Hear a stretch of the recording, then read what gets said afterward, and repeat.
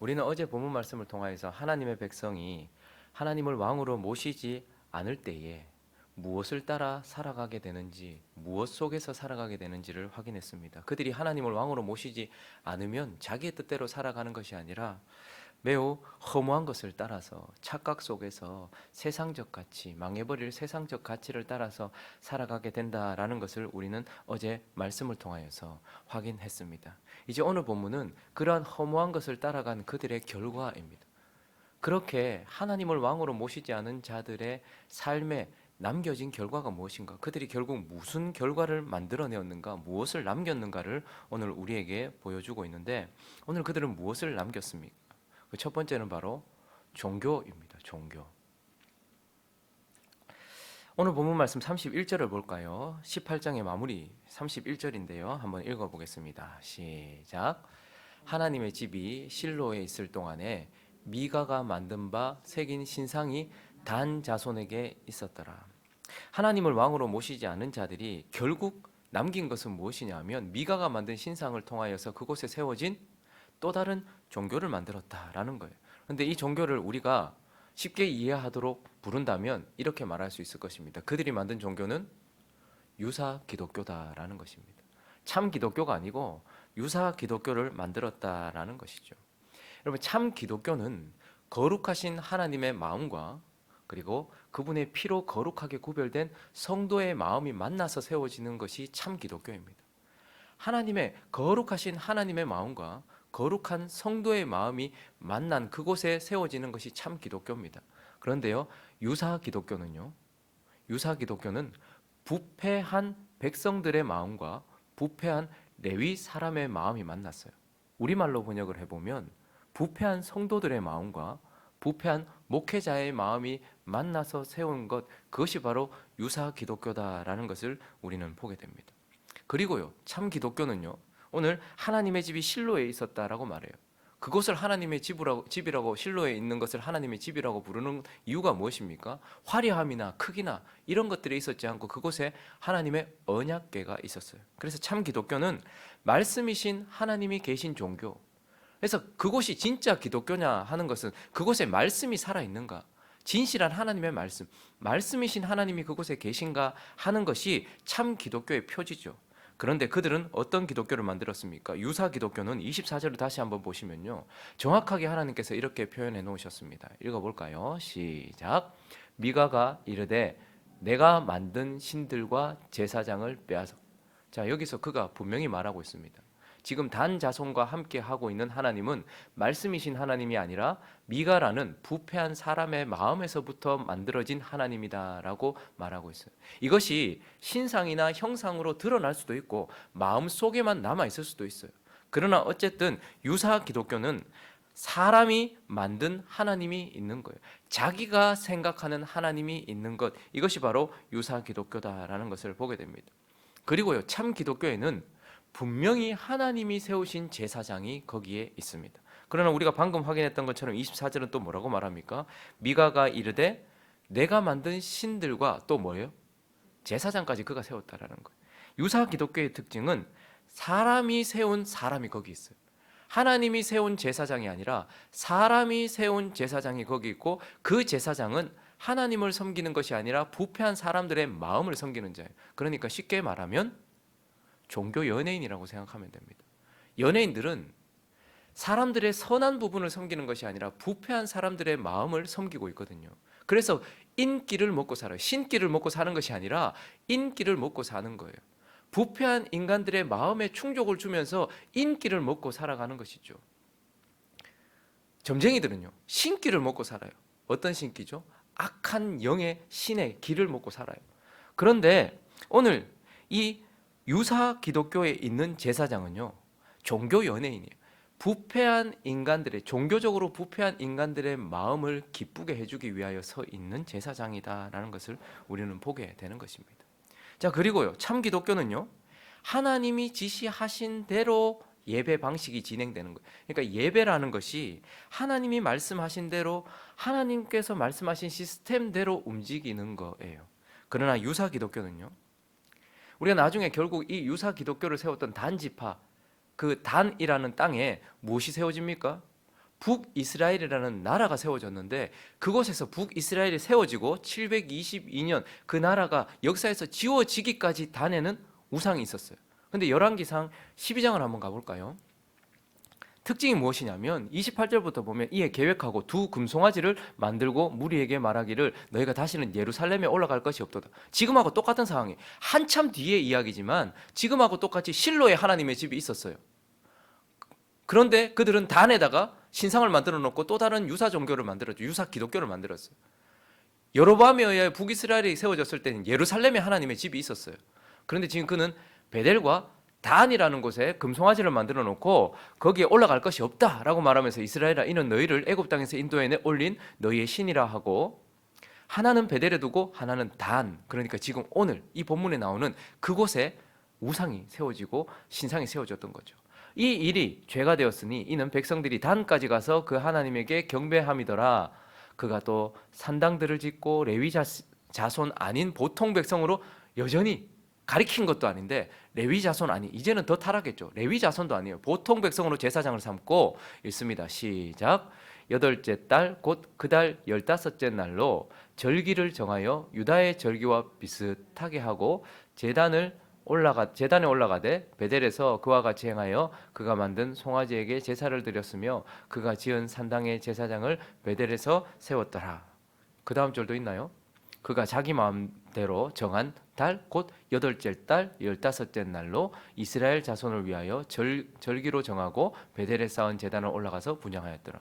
한 달 바꾼 게 뭐 그렇게 문제냐? 일곱째 달 15째 날 해야 되는 절기를 여덟째 달 15째 날로 바꾸고 세 번 올라오라고 했던 저기 초막절, 유월절 이렇게 세 번 올라오고 했던 절기를 한 번에 줄인 거 이게 무슨 문제냐라고 말할 수 있겠지만 그들은 이때가 추수하고 맞물릴 때거든요. 그러니까 사람들이 추수 실컷 하게 하고 그리고 내 마음에 아무 그게 없을 때 하나님을 섬기도록 그러니까 예배라는 방식과 지금 교회가 돌아가고 있는 시스템 자체가 하나님이 말씀하신 대로가 아니라 내 편한 대로 하고 있는 거예요. 난 내 하기 싫은 건 안 하는 거예요. 내 편한 대로 하고 있는 것이죠. 그러니까 결국 참 기독교는 하나님이 말씀하신 대로의 방식으로 예배가 진행되고 있다면 거기에는 사람들이 은혜를 느끼느냐 안 느끼느냐 기쁨을 느끼느냐 편안을 느끼느냐가 중요한 것이 아니라 하나님이 말씀하셨는가 하는 거예요.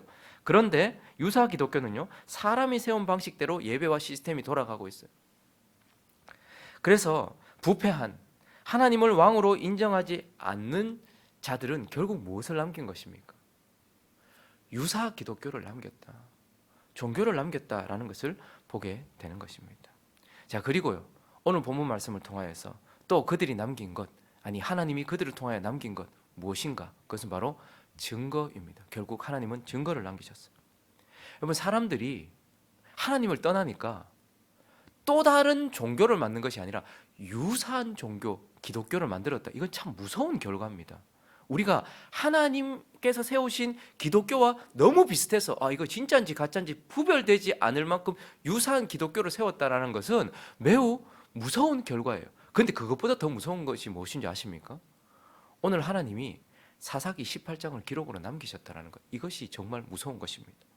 여러분 사실 인간적 관점에서 혹은 세상적 관점에서 이 단지파가 했던 이 행동들 그리고 이 결과들은 어떻게 보면 그들은 착각 속에 있었기 때문에 그들은 마치 여호수아와 믿음의 자손들처럼 거룩한 정복 전쟁을 했고 하나님의 뜻 가운데서 하나님이 여호수아를 인도하셨던 것처럼 똑같은 방식으로 우리도 한 가정을 만났고 거기에서 한 사람을 만났고 거기서 하나님의 음성을 듣고서 멀리 170km까지 떨어진 이곳에까지 올라와서 이 땅을 차지한 것이 하나님이 주신 축복이라고 착각하면서 그렇게 주장하고 그렇게 간증하고 다녔을지 모르겠어요. 그러니 우리가 봤을 때는 진짜 단지파 진짜 성공했네. 거기 블레셋 때문에 그렇게 힘들어하더니 결국은 저쪽으로 올라가서 참 좋은 곳에 하나님께서 새로운 땅을 주셔서 정말로 좋은 그리고 거기에는 또 다른 하나님이 거기서도 예배를 받으시니 어떻게 보면 단지파는 세상적 기준에서 봤을 때 혹은 인간적 관점에서 봤을 때는 부흥했어요. 이 레위 사람은 어떻습니까? 베들레헴에서 전전긍긍하다가 이 에브라임 산지로 왔다가 자기가 원하는 은 10개 의복 한 벌 그리고 좋은 사택에다가 그리고 매일 먹을 것을 제공받는 그러니까 그렇게 자기가 원하는 만큼의 연봉을 받는 사역자가 되었죠. 그런데 거기서 한 가정의 사역자에서 이제는 한 지파 단지파의 사역자가 됐어요. 어쩌면 이 레위 사람은 성공한 목회자로서 간증하고 다녔을지도 몰라요. 그리고 자자손손이 되어 어떻게 됩니까? 단지파의 제사장이 되었어요. 그러니까 그 지역에 있는, 그러니까 어떻게 보면 이 레위 사람은 인간적 관점에서 봤을 때는 성공한 목회자예요. 어쩌면 많은 목회자들에게 이렇게 목회해야 된다라고 간증하고 다녔을지 몰라요. 그리고 나중에 시간이 지나서 결국 이스라엘 백성들도 단지파를 인정해 줬어요. 그래서 이스라엘 하면 어떻게 해요? 단에서 브엘세바까지. 그러니까 그 지역이 하나님께서 주신 축복이라고 인정하게 되었죠. 그러나 하나님은 오늘 사사기 18장을 하나님의 관점에서 기록하여 남기심으로써 그들이 만든 것은, 그들이 세운 것은, 그들이 이룬 것은 유사 기독교에 불과하고 그들은 악한 자들이다라는 기록을 정확하게 사사기 18장을 통하여서 남기셨습니다. 24장을 다시 한번 보시면 그들이 우리는 하나님과 함께 정복전쟁을 했고 하나님이 우리에게 귀한 축복의 땅을 주셨다라고 말할지 모르겠지만 하나님은 18장 24절을 남기셔서 미가가 이르되 내가 만든 신들과 제사장을 네가 빼앗아갔다. 그러니까 단지파와 함께 한 분은 하나님이 아니고 그들의 부패한 마음이 만들어낸 그들의 하나님이다라고 하나님은 정확하게 기록하고 있어요. 훔친 돈으로 미가의 어머니가 은장색을 통하여서 만들어낸, 그리고 부패한 미가의 마음이 만들어낸, 그리고 부패한 단지파의 마음이 기뻐하고 있는 하나님이 아니고 그들이 만든 하나님과 그들이 함께 했다라고 하나님 정확하게 기록하고 있어요. 그리고요 27절을 한번 보십시오. 27절을 한번 읽어볼까요? 시작. 단 자손이 미가가 만든 그 제사장을 취하여 라이스에 이르러 한가하고 걱정 없이 사는 백성을 만나 칼날로 그들을 치며 그 성을, 그들은 마치 우리가 여호수아와 믿음의 세대들처럼 하나님께서 아모리 족속들을 다 치고 그 땅을 점령해라라고 했잖아. 그래서 우리도 그 땅을 점령한 거야 라고 말할지 모르겠지만 하나님은 아모리 사람들을 향해서는 어린아이까지도 싹 죽여라라고 말했어요. 왜냐하면 악의 화신들이었거든요. 근데 라이스 사람들에 대해서 하나님 뭐라고 기록하고 있습니까? 한가하고 걱정 없이 한가로이 사는, 걱정 없이 사는 선량한 백성들이었다라고 표현하고 있어요. 그리고 그들을 그런데 칼날로 치고 성읍을 불살랐다. 그러니 단 자손들은 거룩한 정복 전쟁을 하여서 하나님께서 주신 기업을 얻은 자들이 아니라 살인과 방화로 탈취한 자들이다라고 하나님은 단 자손을 정확하게 기록하시면서 그들은 그렇게 했었다라고 말하고 있어요. 그리고요 28절로 가볼까요? 그들을 구원할 자가 없었으니까요. 그 성읍이 베드로홉 가까운 골짜기에 있어서 시돈과 거리가 멀었고 상종하는 사람도 없었어요. 단 자손이 그 성읍을 단이라고 세웠어요. 자, 그러니까 지금 어쩌면 거기에는 상종하는 사람들도 없었고 역사에 묻혔을 거예요. 왜 이 사람들이 다 어디로 사라졌지? 왜 여기 이스라엘 백성들이 와서 단이라는 곳이 세워졌지? 어쩌면 묻어버릴 수도 있었겠죠. 그런데 29절을 한번 볼까요? 그래서 그들이 그 성읍을 탈취해놓고 살인하고 방화해서 탈취해놓고 이스라엘이 그 땅을 이스라엘에게서 태어난 그들의 조상 단의 이름을 따라 그 성읍을 어떻게 했다고요? 단이라고 했어요. 그래서 나중에는 부엘세바에서부터 단까지 이스라엘 땅인 것처럼 단이라고 하니라 그 성읍의 본 이름은 뭐라고요? 라이스였더라. 근데 저기 지금 우리말로 번역될 때는 좀 생략된 것이 있어요. 웨울람이라는 단어가 생략돼 있어요. 그건 뭐냐면 아주 강한 반어적 표현이에요. 그러나 그럼에도 불구하고 라는 뜻이 지금 그 단어가 웨울람이라는 단어가 생략되어 있어요. 그 성읍을 그들이 단이라 하니라. 근데 웨울람, 그러나 그럼에도 불구하고 그 성읍의 이름은 뭐라고요?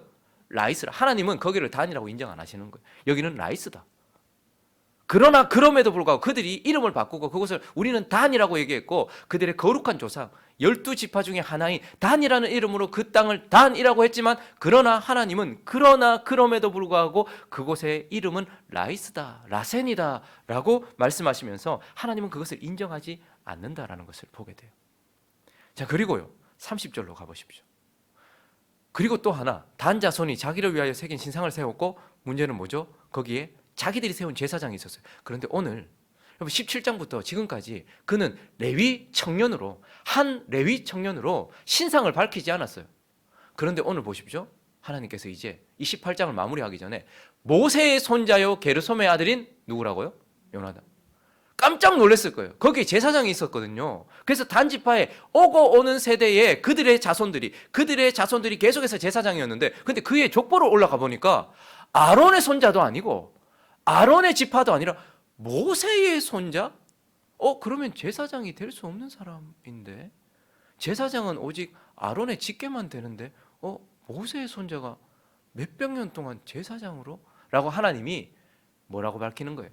거기에 그들이 세운 제사장은 가짜다 라고 밝히시는 거예요. 그는 종교 사기꾼이다 라고 밝히시는 거예요. 그리고 30절을 다시 보시면요, 신상을 완전히 털어버렸습니다. 그의 이름을 밝혀버렸어요. 지금까지는 레위 청년 이렇게 했거든요. 근데 그의 이름이 누구라고요? 요나단이라고 하나님께서 밝히시면서 그 종교 사기꾼의 이름은 바로 요나단이다라고 하나님이 다 밝히신 거예요. 그러니까 만약에 우리가 오늘 살펴보고 있는 이 사사기 18장, 그 어떤 감정도 개입되어 있지 않고 그냥 사실을 묵묵하게 그냥 사실을 그냥 쑥 써내려가고 있는 오늘 이 사사기 18장이 없었다면, 우리는 하나님이 여로보암을 통하여서 세워진 북이스라엘이라는 곳에 단이라는 12지파의 거룩한 이름 위에다가 왜 하나님이 나라가 시작되어서 722년 망할 때까지 거기를 우상숭배 장소로 세워놓으셨는지 우리는 이해를 못해요.